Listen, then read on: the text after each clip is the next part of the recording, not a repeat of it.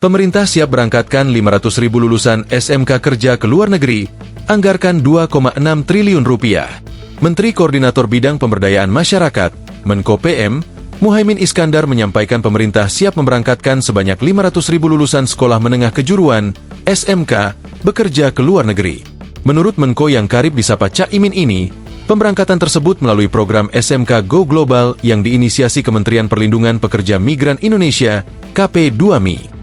Untuk program tersebut, dia menyebut, pemerintah menyiapkan anggaran senilai 2,6 triliun rupiah. Anggarannya 2,6 miliar rupiah dengan jumlah 500.000 orang yang berangkat akhir tahun ini. Tahun 2026, itu lebih besar lagi, kata Cak Imin di KP2MI, Jakarta Selatan, Rabu, 12 November 2025. Dia menjelaskan, para lulusan SMK yang mendaftar program tersebut nantinya akan diberikan pelatihan terlebih dahulu di tanah air. Program SMK Go Global.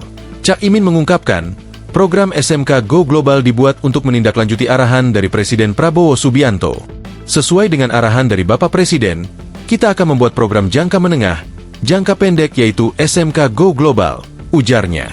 Selain itu, program tersebut dibuat sebagai jawaban atas terbukanya peluang kerja bagi tenaga terampil di negara lain seperti Jerman, Turki, dan Jepang. Lulusan SMK yang memiliki kompetensi dan yang bisa di-upgrade kompetensinya untuk diberikan beasiswa melalui peluang bekerja di luar negeri dengan syarat gaji yang bagus, kata Cak Imin.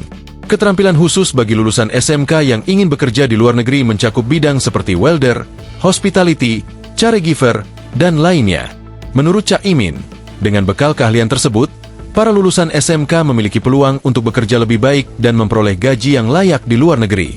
Sebagaimana diberitakan, berdasarkan data Badan Pusat Statistik, BPS, jumlah pengangguran di Indonesia mencapai 7,46 juta orang pada Agustus 2025. Deputi Bidang Neraca dan Analisis Statistik BPS, Moh, Edi Mahmud, menjelaskan bahwa angka tersebut turun sebanyak 4.092 orang dibandingkan periode yang sama pada 2024. Jumlah pengangguran tersebut menurun sebanyak 4.092 orang dibandingkan di Agustus tahun 2024. Proporsi pekerja penuh dan tingkat setengah pengangguran mengalami penurunan.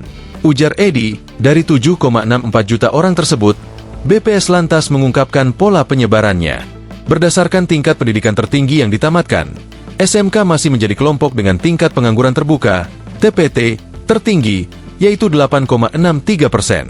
Sementara itu, TPT SMK sebesar 6,88%, Diploma I23 sebesar 4,31%, dan Diploma 4 S1, S2, S3 5,39%. Sedangkan TPT terendah tercatat pada lulusan SD ke bawah, yakni 2,30%. Namun, BPS menyebut, pola TPT berdasarkan tingkat relatif stabil sejak Agustus 2023 hingga Agustus 2025. Download Tribun X sekarang, menghadirkan lokal menjadi Indonesia.